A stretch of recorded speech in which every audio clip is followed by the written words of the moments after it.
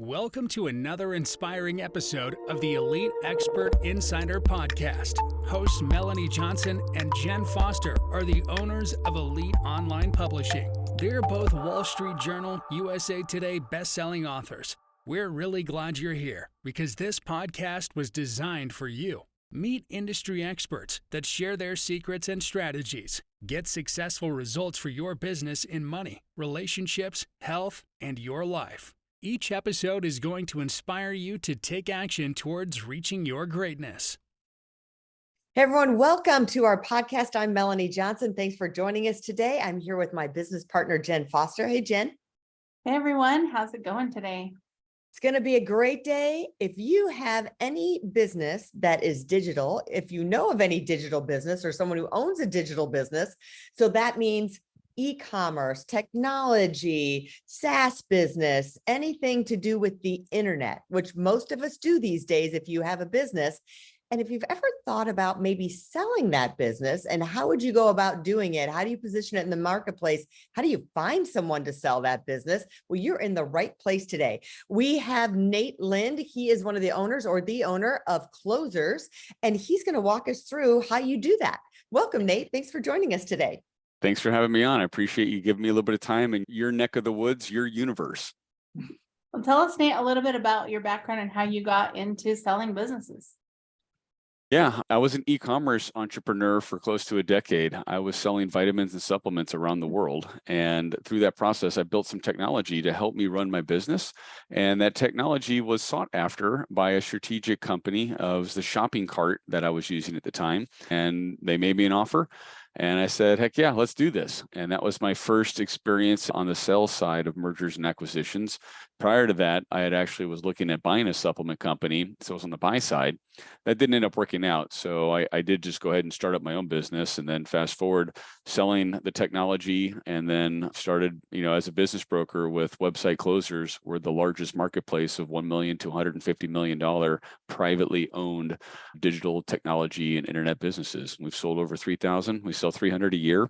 It's a lot of movement. There's a lot of activity, and it's not just these big gargantuan companies. In fact, it's mostly one man, kind of one man show, one gal show, someone that's just an owner proprietor that has maybe a virtual assistant or two, maybe not even at all. But they need to be at least 2 years old, and they need to be making at least $250,000 a year in profit before our buyers start to get excited. So my background is television and sold a few television stations, been involved in a couple television station sales. And I remember positioning is really important. If you're thinking about selling, there's ways to increase the value and ways to decrease your value and things you should really do before you even list your company for sale. So what are some of those things that you would recommend for digital companies to do? Yeah, the biggest thing, all of these companies are valued based on their cash flow, so not revenue. I hate to break it to you. I'm sorry if you heard that, late night TV or someone else said you're going to sell as a multiple of your revenue. That's not true here. The lower middle market is a cash flow based marketplace. The best thing you can do is make money. Get profitable, get really profitable. That's the number we're going to use to then apply everything else to it. So things that buyers love it when you've got something unique and that's defendable against competition, or it's got like a high barrier of entry. People can't copy what you do by just, if you're an e-commerce company, can you just order up everything that you're selling on AliExpress and then start selling it again? Not very sexy. But if you've got something distinctive and unique and you're selling physical products, that's great. If you're providing services, we do sell both. We sell companies that sell products and we sell companies that sell services.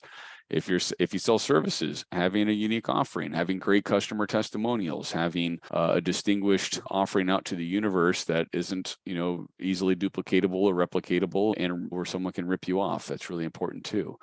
But everything comes back to being profitable. And then how do you show the profit? You need to have private profit and loss statements, and you need to have income statements. You need to have a bookkeeper, you need to have an accountant, CPA, somebody. Get all that stuff put into QuickBooks and make sure you can hit the export button on any of those reports someone might ask you about, because a buyer is going to ask you about several of them. And if it's an excruciatingly painful process where you're having to manually put stuff into a spreadsheet, That's going to be tough to sell. So I know this is not super sexy, but this is the fundamentals of business. You need to track your profit. Hopefully it's more than your loss. And we need to show it to buyers. And we create this narrative around the company, the story. So we're building a story for the company. It's past, it's present, where it's likely to head to in the future. And some things like that are really helpful. And if you're an individual, you don't have any team members, or you don't have anyone to take over your work efforts, you just need to be willing to transition that to the buyer. You need to be willing to teach them, train them, mentor them, to then hand it off to them. That's how we sell these one-person companies. Some of them, nowadays, people making $10-20 million a year. It's just the partners. I had a $25 million transaction. It was 2 people. And they had outsourced everything else, or used vendors or contractors, independent contractors or VAs. And it was tough to close it, but we did. And the buyers were say, well, what happened if you guys get hit by a bus? What do we do? Well, fortunately, we had an answer to that, and Keyman Insurance was helpful there. But that was just one of those things that we had to deal with. And we found a buyer that they were willing to take that risk, even though it was a risk if one or both of them got hurt. There could be some challenges there. But the buyer was very sophisticated, didn't really need the owners. They had their own team. So it was just going to be a simple handoff. I like that you said the thing about cash flow, because I think, like, we had someone come to us that said, do you want to buy our company? It would kind of go along with what you guys are doing. And when we deep dove into their numbers and realized they didn't have any cash flow, and that was the first thing we looked at, was what is this really going to give us? Like, I don't really see what we're really getting. I don't feel like there's much value here. So I don't think he was in that position really. He just wanted to get out of the business. He wasn't really in the position to sell it, right? You can do those deals, and they're typically almost, little to no cash at closing. I don't get paid for that. I get a commission for cash at closing, and I take discounts on equity or earnout. So I'm motivated to look for clients that have high cash flow. I can get them a high cash at closing transaction so they can earn some money. And that's what I want to do. I want to help my clients, have a liquidity event, put some money in the bank. And then if you read Rich Dad Poor Dad, go put some of that into upcoming slump in real estate, buy something multifamily, get some passive income from an industry that's more likely to be more passive than your operating entity. And I've done that transaction before a number of times, where I'm trying to turn my business entity, my blood, sweat, and tears, my baby, into a passive revenue stream for me. Man, it's tough. Most of us in the entrepreneurial space never get there, and I didn't, and I wish I had. I went through everything I could to try to get to a point where I had completely pulled myself out of the business, but something always happens, and then all of a sudden, who gets the call? It's the founder, it's the owner. You come rushing in. I had times when I wasn't doing a whole lot and I was pretty passive, but then markets change, things change, dynamics, like stuff outside of your control. Stuff happens, and then guess who gets the call? It's not just the employees that are taking care of it. Somewhere along the line, the owner hears about it, and they got to jump back in. Yeah, we just did a podcast about that, having to pivot when your business, all of a sudden things change, things go down the tubes, and you got to jump in. And that happened a lot during COVID. So you mentioned, get the most that you can for these companies. Walk us through the multiples. Are there different multiples for the different types of internet businesses? Because I know they can range from 2 to 10 times cash flow. So Yeah, we see for growing businesses, they tend to be more in the 4 to 6 times cash flow range. If they're growing, they're exciting, they've got team, they've got brand, they've got satisfied customers. That's what we're seeing there. And then for businesses that don't quite meet that threshold, they're trading for less than that. In the private space, the bigger they are, a lot of times the more their multiple is. So once you're starting to get a business that has 3, 4, 5, $6 million of trailing 12 months cash flow or profit, now you're starting to reach maybe 7 times, 8 times, and a little bit higher.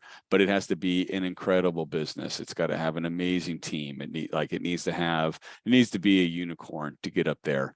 Most transactions in the lower middle market are trading for under 6 times trailing 12 months earnings. And where they are, I've got 27 factors that I review. So in the book, I get into a lot of details around how to figure out your multiple. This is about 136 pages. I'm beginning a YouTube series of how do you value your business, and it's equal to a book's worth of material. Each of those 27 factors, each one of those is a chapter. There's a lot of nuances. There's recurring revenue. There's your marketing outreach and how are your funnels and stuff set up? What's your marketing and your acquisition setup look like? And a buyer is looking at each one of these factors and they're assessing risk to each one of them. How likely is it to continue and how unlikely is it to continue after the sale? So we get into a lot of nuances around it, which will affect the multiple, and that's where it will swing. It swings wildly. The worst thing I could do is generalize and say that every e-commerce business is selling for 3x or 6x or whatever it is, and it's just not true. Some of them sell for 1x, some of them sell for 6x, some of them sell for 8x. Depends on how big they are, depends on how long they've been around, depends on how sexy the brand is. And it's not like real estate where like every 3-bedroom, 2-bathroom house in Dallas, Texas is, in the northern neighborhoods are all selling for $400,000 to $500,000. It's not like that at all. Like one little nuance will shift dramatically the entire transaction. So that's where I'll spend pretty typically clients will reach out to me and it just starts with the business valuation. And I spend an hour on the phone with them going through the 27 factors that I assess. And then I have to analyze their cash flow. And then once I know their cash flow and I know their multiple, boom, here's your business valuation, which I do for free for anyone that's 2 years or older, $250,000 in profit or more. Myself or someone from my team will do a free business valuation for them and a sales plan. I want to ask you a quick question. So a lot of these owners take money, right? They own it and they're pulling out money. Do you put that back in when you're doing the numbers? Like, okay, this person, we do. They're cash flowing $1 million, but the owner's taking $500,000 a year. Yeah, we add that back in. Sometimes buyers will argue that someone's doing some work and someone has to be paid to do that work, after the sale is done. So it's a negotiation point, but I'm a sell-side advisor. I'll always start with advocating for my client and making sure that their salary is an add back or their compensation is an add back. If there's multiple partners, I like to understand who's working, how many hours are they working. I like to try to make a compelling case. And then I tell my clients, listen, this is a point in the transaction that there may be some negotiation. They may say, if you're pulling out $500,000 a year, some of that's excessive. And we understand that's probably just your compensation, but maybe $100,000, $125,000 of that is a legitimate business expense of somebody doing XYZ job duties that you're doing right now, whether that be the new potential owner, if they're going to be an owner operator, or if they hire somebody, if it's a firm or a company that's buying it and they have a staff member or employee that's going to handle it, they have to compensate them, and that's an expense for them. So buyers will argue and they'll fight that, and we have to just negotiate. So I like to try to have a little buffer in the asking price of the business so we can concede some points that I see will come and not be such a frictious point that the deal blows up over $100,000 worth of salary. Do you ever have bidding wars or like some people that are interested in the same company? Tell us a story about that. Yeah, I had one client, they were selling, it's a consumer products good in the baby and toddler sector. And we had to put together a spreadsheet. We had 11 offers for that company, and it was pretty interesting. And every offer has like a cash component. There'll be like some escrow or holdback for a period of time to offset, potential sales tax liabilities or other things like that. And there'll be some other components to it. So we laid out this spreadsheet and had them all one by one. And then the seller, inevitably, they're looking at what's the guaranteed cash at closing. What am I going to walk away with guaranteed on closing day? And that's how they made their decision for that one.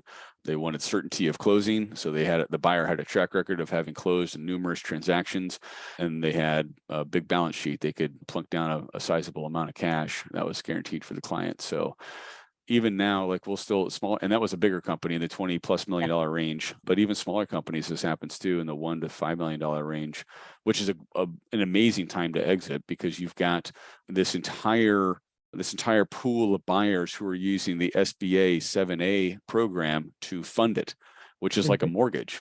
It'll fund sometimes as much as 80% of the transaction.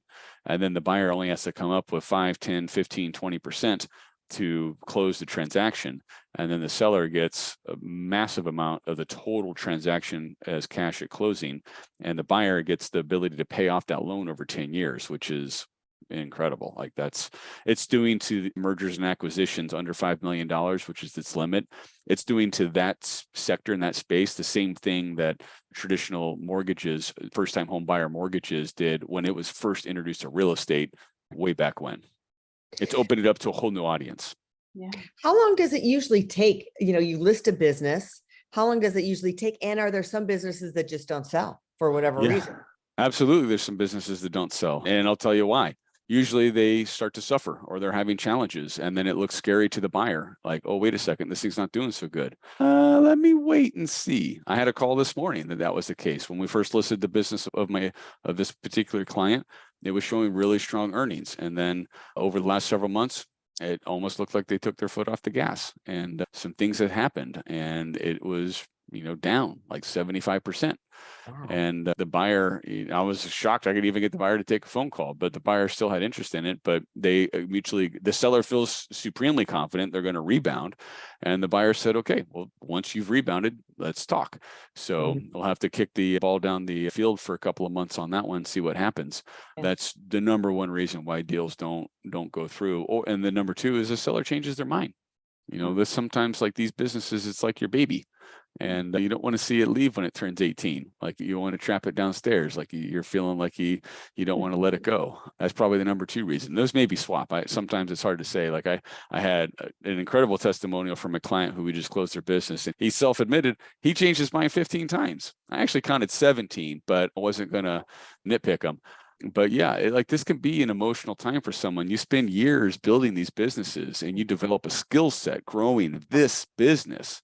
And then the idea of selling this business, and then your non-compete won't allow you to use those skills to make that same business again. That's like telling a caveman who's proficient at the bow and arrow to stop using the bow and arrow. You got to use a dagger. You got to use a knife to go kill that elk. He may not think he can do it. Maybe he doesn't want to let go of that bow and arrow no matter what. So yeah, this is some of the things that we've encountered, both on the, having multiple offers, and then sometimes it doesn't work out. Yeah. So if you're a buyer and you have money to invest, what's hot right now online? Like what kind of business do you see that are selling really, really good that everyone loves?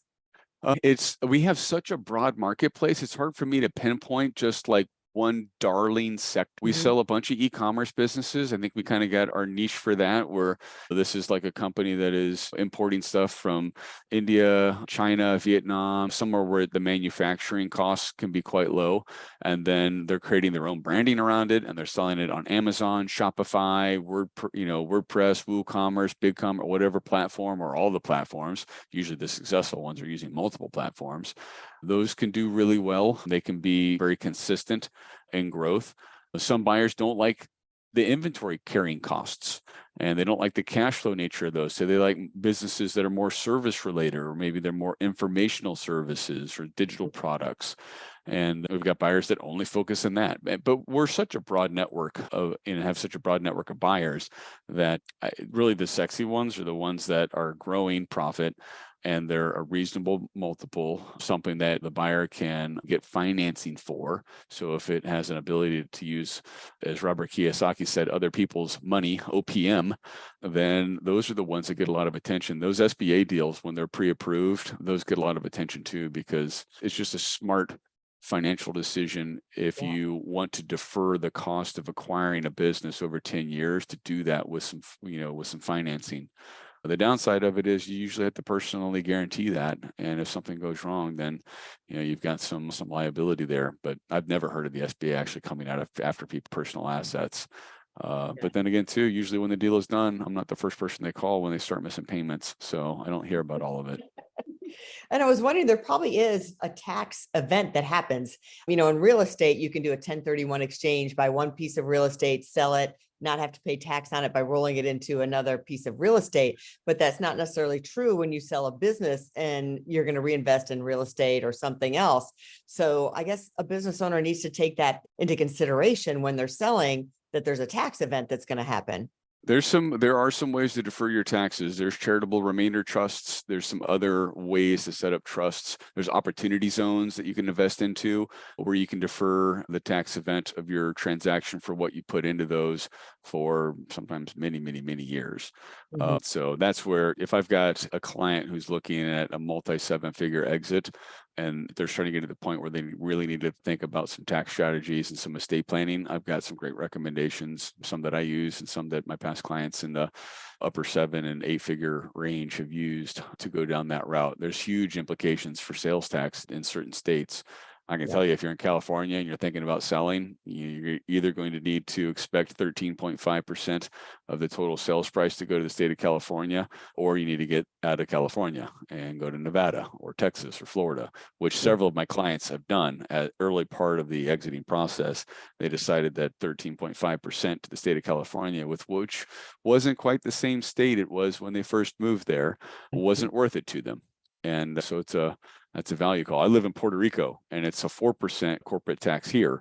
So it's the best it gets if you want to be a U.S. citizen and have the lowest tax rate you possibly can without renouncing your citizenship and moving to Dubai or Taiwan or somewhere else. And there's floods of entrepreneurs moving to the island, taking advantage of those tax incentives. But short of that, you need to, you're going to have to think through what your tax burden is going to be. And you just need to remember that whatever cash you're going to take out of the sale and you're going to spend on a new house or a new car or paying off debt, that's going to get taxed. You can't defer that tax, but whatever you can withhold from spending and put it into a trust, one of these other vehicles, an opportunity zone, something like that, you can defer that and then maybe gradually take it out over time instead of just getting smacked by Uncle Sam. Right. I like that Puerto Rico idea. Then you can also visit Vieques Island and go to the Biospheric Bay. I've been there. It's beautiful. I was there last summer. Gorgeous. Yeah. Awesome. Well, tell us where people can go to find you and get your book as well. Most people are curious, what's my business worth, Nate? And if you've got a curiosity about that, just go to natelyn.com. Happy to do a business assessment and a business valuation for you. It's like when you go see a doctor or an attorney, like you ask them for help. They need to understand a little bit more about your situation before they can offer you a suggestion. It's a free consultation, doesn't cost you anything but a little bit of time. If you're curious about my book, Maximum Exit, I'll give you a digital copy. Just go to natelyn.com/gift. GIFT, and you can sign up for my book and I'll fire it over to you. It's all an automated process from my personal email. So if you have any questions, you can just email me back. If you want to contact me, just go to natelyn.com and click on the contact form. I've had to hide my email now because boy, do the telemarketers and solicitors, they love to spam these days. So you can click on that contact form. It's just a contact form. You can shoot me a message if you have any questions about what I do and how I do it. And love to talk stories and talk shop with entrepreneurs. The audience that I can serve has a mature business that's cash flowing. If they're in a startup mode, I wish you the best. Keep plugging away. You'll get there. And once you do, when you're 3 years old and you're banking $250,000, $500,000, and you're thinking about cash out time, holler at me. Sounds great. Thanks for being on our show today, Nate. A lot of good content. And if you're thinking about writing a book and want to become a best-selling author, we guarantee that you'll be #1 when you work with us, either on Amazon or Wall Street Journal. So reach out to us, hit that author submission button, and we'll see you next time. Have a great day, everyone. Bye-bye. Bye. Hey, are you looking to increase your revenue, build credibility, and elevate your brand? This podcast is brought to you by Elite Online Publishing, an innovative publishing and full spectrum marketing company. They will publish and market your book to make it a #1 bestseller. Becoming an author is the best way to market your business. So contact them at eliteonlinepublishing.com today. All of their authors become #1 bestsellers.